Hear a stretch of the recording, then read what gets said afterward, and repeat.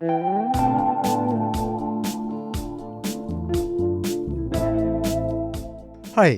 I'm Greg Lefebvre, creator and host of the Compulsive Storyteller podcast.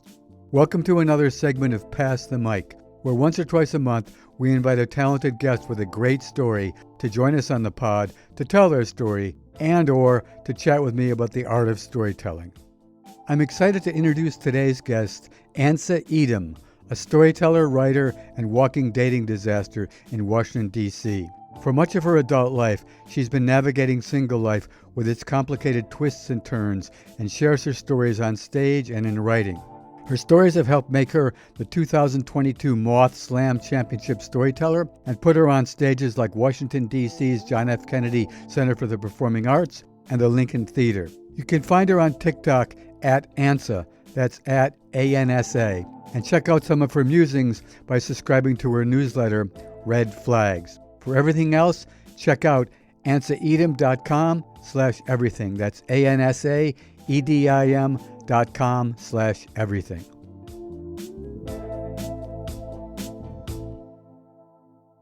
So here's my story. I started dating at 28 after a divorce, and I had married the first person who asked me out, figuring that I should take the chance while I had it. A few years later, as the pandemic was forcing couples to really reevaluate who they wanted to hear chewing for the rest of their lives, I found myself calling off a wedding. I was engaged to another person. And after that, I was just dating for the first time, truly dating. So, go ahead.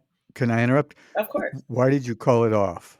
I call off the engagement because in the pandemic, I just was looking at my fiance and I had this realization that I had rushed it. Mm. We had been together for a couple of years. Everything moved really quickly. And I think that at my age, as someone who was at that time just entering her 30s, there was a lot of messaging about, you've got to do this. You know, time's running out. You have to say yes to the next person. Right. And he wasn't perfect. No one is. But I had pretty low self-esteem, I would say. And as my self-esteem was rising, I was like, wait a second, this guy's actually not that nice to me. And he's not that consistent. And I don't think I want to be married at all. You know, I really was questioning all of that. And if I did want to be married, I wanted to be more excited than I was. Right. So I decided to call it off about 6 weeks before the wedding day. Well, at least it wasn't the day before. At least I gave him some time. So back in 2021, after I'd called off this wedding, I decided to take a girls' trip with a friend of mine to Iceland. She had never been to Iceland. I had never been to Iceland. And it just sounded like a nice little getaway as tickets were cheap, as airlines were starting to sell tickets again. So we go to Iceland and she was delayed by one day. So I was alone in Iceland. And I decided to open up my favorite app at the time, Tinder. And I start swiping through Tinder, and I met this guy. I don't know about your dating life, but European Tinder is really where I have the most fun. Mm-hmm. And I met this guy. He had fluffy hair. He had photos of him surfing. He was in a pilot's uniform, and in one photo, he was actually playing with puppies. So he was really cute. Touched all the bases, yeah. Yeah, he ticked all the boxes, and he was Irish, living in Iceland. So his profile said an Irishman in Iceland. I swiped right, and we matched. I told him that I was in town, and I could meet whenever, and we decided to get a drink. When he showed up, he was in a BMW, which was rare on the streets of Iceland. He was in a really nice car. He was dressed up really professionally, and he was wearing really expensive sneakers. They're the Onitsuka sneakers. Mm-hmm. I always have to Google them, but they're really, really good. And he looked really good. So we had a couple of beers and we chatted, and he was just really great. He just seemed like the perfect gentleman, and he was really handsome and very tall and just lovely. So, of course, we go back to my hotel room. And we're having a great time in my hotel room. I just thought to myself, oh my gosh, this guy is amazing. And he really likes me. and we're getting together, and oh my God, this is so lovely. I'm being ravished on vacation. It just seemed like such a storybook tale. And we fell asleep, and in the morning he kissed me goodbye and he disappeared. And the next day, my friend arrived. So as he's leaving, I get in the car that I rented and I drive to the airport to pick up my friend. But I couldn't stop thinking about him throughout the whole week. And I had told him, my friend's in town now, so I'm unavailable because I am, after all, here on vacation with my friend. So I'm not going to abandon her. But on the last night of the trip, my friend and I had this really big dinner, a kind of a last dinner, a last meal together. And we went to bed. We are old ladies, my friend and I. We go to bed at 9 p.m. So we had dinner and we both went to our respective hotel rooms and said good night. We'll catch our flight in the morning. So, of course, what did I do? I texted the Irishman. And he came straight to my hotel room, was ravishing me, and it was lovely. And I just thought, oh my God, I'm in love. This is so perfect. Wouldn't this be great if this was my next husband? And the night ended, and in the morning, same as usual, he kissed me goodbye, and I went home back to DC where I live. As I'm home, I can't stop talking about this guy. And we're texting how much we miss each other, and oh, wouldn't it be wonderful if you lived in Iceland? So about a week later, we're still texting. And I'm taking this as a sign that he's in love with me. And he says, I wish you were here right now. And I took that as a sign that I should get on a plane right now. Wow. And I did. I decided that I was going to be Julia Roberts. I was going to drop everything and I was going to catch a flight and chase love, or at least a really good sex life. Put my 2 dogs in the car. I packed a backpack. I drove to daycare, threw them there, and on my drive to the airport, I was driving and texting, which I don't recommend, but I was booking an Airbnb on the drive because I'm crazy, but I'm safe. I don't know this man. I don't know where he lives, and I need to be able to distance myself if anything happens. This would end up coming in handy. And I get on a plane and I tell no one until right before I put my phone on airplane mode. And I send a text to my family and I say, I'm going back to Iceland right now. I'm on the plane. I will let you know when I land. And then I hit airplane mode.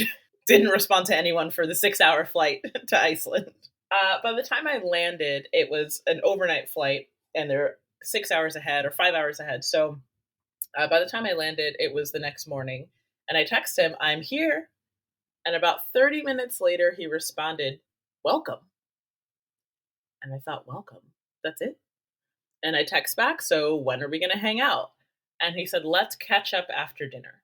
I'm a little foolish at this point, but I'm still thinking, okay, yeah, maybe he's busy. Maybe he is at work or something like that. I did just come randomly, but he invited me, or so I thought. After dinner, he comes over. It's lovely again. I had spent the day shopping, eating lunch, just kind of flying high on this excitement of the rush of this trip. And he comes over, but this time he decides to bring a single beer for himself because I told him that I don't like beer. So instead of bringing something else for me, he just brought beer for himself. Okay. And things progress quickly, of course. We're tangled in the sheets. He sleeps over. And the next morning I say, so what are we doing today? I'm here for 4 days. I thought we were going to have a lovely long weekend. And he says, yeah, I'll see you later after dinner. Again, I'm thinking maybe he has work to do. So I go to a spa. I have a fancy lunch. I'm again having day 2 of this lovely vacation. Right around 7, he knocks on the door to my Airbnb, which is a buzzer. I have to let him in. So he buzzes on the Airbnb. And this time something was a little off. He seemed a little less lucid. I'm not cool enough to do drugs, but it seemed to me that he was on something or drunk or something. And again, he brought just 1 beer. Weird. And I'm thinking, is this guy actually the hero I've made him out to be? Or who is this guy? we get to chatting and we're sitting around, we've made passionate love, so we're not wearing clothing. And we're sitting around at the dining table in my Airbnb, and he just strikes up a conversation. And I said, you said you were a pilot for Iceland Air, but you said you were laid off because of the pandemic. But I've flown here twice in 2 weeks. So the planes are clearly going. So what's going on with your job situation? And he said, "Oh, yeah, I was fired for refusing to get vaccinated." Oh no. We are in a pandemic, and no matter how people feel about whether or not to be vaccinated, in my head I thought, "Oh no, oh no, oh no. There is a stereotype of a certain type of person who would rather lose their job than get vaccinated." And I'm so afraid. And he continues. And he says, "Wait, are you vaccinated?" And I said, "Well, yeah, I had to be in order to fly here the first time. The second time, the vaccination requirements had been lifted." But I said, "Yeah, yeah, I'm vaccinated." And he went wild. And he said, "I can't believe you. I thought you were smarter than this." He sits up in his chair. Now, remember, we are naked at this point, and everything is swinging around. And he says, "You can't trust the scientists. You mean to tell me I'm smart enough to fly a plane, but I'm not smart enough to understand DNA science?" And that's exactly what I was saying. Yikes. So he stood up, and I'm thinking, I am in a foreign country. It's Iceland. It's not, the middle of nowhere. And I travel regularly. I travel solo every year, actually. But I don't know. I'm alone here. I am a power lifter. I'm a 5'3". I'm a heavy set woman, but I can lift the heaviest of them. And this man was a 6'2" kind of scrawny guy. And I thought to myself, okay, I could take him if I had to. But then he takes it to an extreme. And he says, "Let me guess. You don't like guns either." And I thought, well, I don't like guns. I live in Washington, D.C. I don't know about you, but I hear gunshots all the time. I have a legitimate fear of guns, and I'd love for them to be regulated or something that just helps make us safer. And he says, "Typical American." So let me just think. If Donald Trump were to round up all of the, and then he said a racial slur referring to me as a black woman. Mm. Yikes. And he said, "You wouldn't want a gun to protect yourself?" And I paused. I stood up. My chest is swinging around. And I said, "What did you say?" And he continued as if he had just said that pineapple belongs on pizza and not a racial slur. And he says, "Oh, it's not a big deal. I lived in Florida for 6 months. They say it there all the time." That was when I decided to close my lips, and I was not going to say another word. I was afraid, honestly, of my own reaction. Was that, I'll tell you, Greg, I didn't know if I was going to hit the guy or what. But again, I just wanted to stay still, and I completely shut down. He continued to rant. And as he's ranting, he's collecting his belongings. He's stuffing his pants his legs into his pants, and he's grabbing his half-empty one beer bottle. And he says, "I just can't believe you. Again, I thought you were smarter than this." And he grabs his little bag, he stuffs his feet into his sneakers, and he decides it's time to leave. At this point, I very quietly have put on a t-shirt and some shorts. I'm sitting on the bed, quietly staring right at him, challenging him, but also trying to be safe. And kind of recognizing the danger in the situation. The fact that I put myself in this situation because I was chasing this romantic ideal to an extreme. I didn't just meet a guy in my neighborhood or in my town. I flew all the way or halfway across the ocean to be with a guy I had met one or two times on vacation. He storms out, and right before he leaves, he says, "Enjoy the rest of your trip." I had 2 days left. And you know what? I did enjoy the rest of my trip because I'm a storyteller, and I spent the rest of my trip on tables in bars in Reykjavik telling everyone how this Irishman in Iceland had wronged me and how I was so wrong for thinking that this could ever work. Wow. It was the worst date I'd ever been on, and I have to tell you, Greg, you would think I would have learned my lesson, but just last year, so 2 years later, I was on a vacation in Scotland by myself. I downloaded my favorite app, Tinder, and I met another guy. And guess what we did for our second date? No idea. We went to Iceland together. And you wouldn't believe that I am in love, and maybe I am Julia Roberts. But I'll never forget that terrible, terrible time that I took a risk and flew to Iceland for a guy I'd met just one time. Wow. Well, that's quite a story. I'm blown away. Yes. Here's my dating story in response to yours. On my podcast, I already have posted a compilation of 3 stories. My podcast is The Compulsive Storyteller. 3 stories about dating mishaps called Dating Disasters. But this story happened since that time. And I'm going to use a pseudonym for the name of my date. I'm going to call her Pam and not mention the name of the dating app at all. Don't need to be sued. So, but anyway, I met Pam on a site, and after endless texting, we finally agreed to meet for dinner. She wanted to go to a new tapas place in the West Village where she said she knew the owner. But when we were actually walking to the restaurant, she let slip that she'd done some research to find out who the owner was so she could drop the name and we'd get much better service. And she told the receptionist that she was a friend of the owner. Then she told the manager who came over because, she was a friend of the owner. And finally, she told the waitress who seated us that she was a friend of the owner. And first, she wanted to order a bottle of red wine. Alcohol is involved in both our stories. And when I said I was a white wine drinker, she said, "Well, it's a great red. You'll love it." And she ordered a bottle of red wine. Early red flag.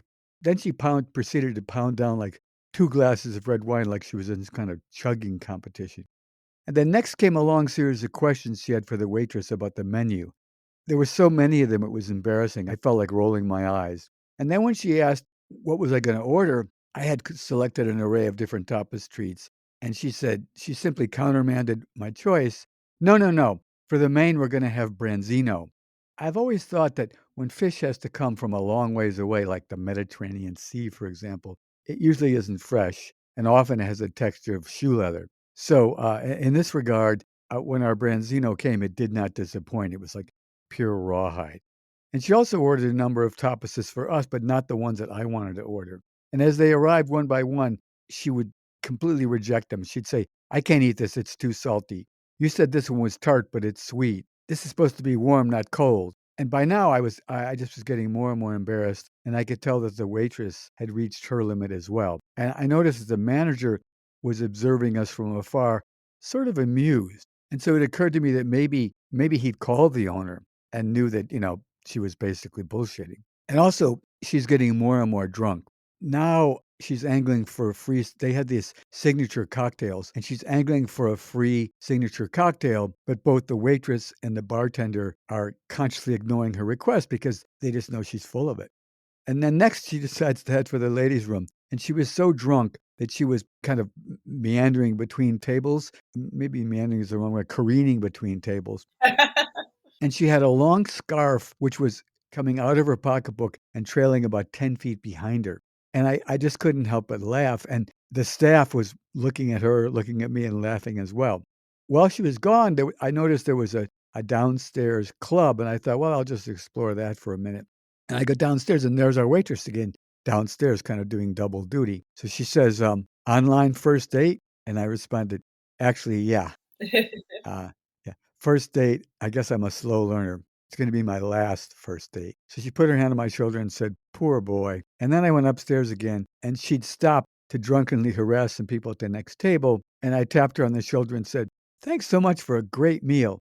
Take care now." And I'm not sure she even recognized me because she sort of dismissed me with a backhanded gesture. That was it. And my resolve is no more online dating ever. And maybe I should write it on my forehead, and maybe even backwards, so when I look in the mirror, I can't possibly forget it. So that's my my online dating story. Oh, that sounds so stressful. It was, yeah, it was. So well, this has been a pleasure. I thank you for coming on the show. I really enjoyed your story, and I hope you enjoyed mine. Thank you. I really did. Everyone has a drunken date story, and my goal is to never be the drunk one in that scenario. There you go. Yeah, yeah. Okay. Well, listen, thanks for coming on again, and have a good one. Thank you. You too, Greg. Okay. Bye-bye.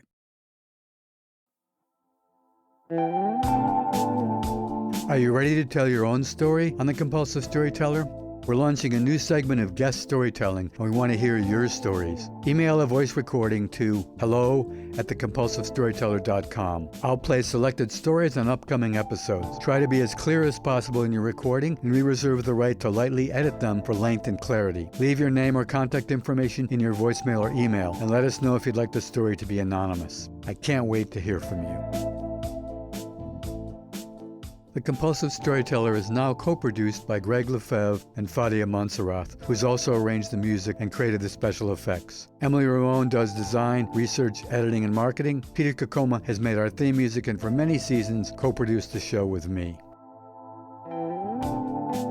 If you enjoyed this week's episode, let us know. You can find us on Instagram and Facebook at The Compulsive Storyteller, and we'd love to hear from you. This podcast is independently produced, so we really appreciate all your help and support. Share the show with your friends, subscribe on Apple, Spotify, or wherever you get your podcasts, and please leave a review. You can also check out our website, thecompulsivestoryteller.com, for more information. Thanks for listening, and if you didn't like this one, the next one will be another story.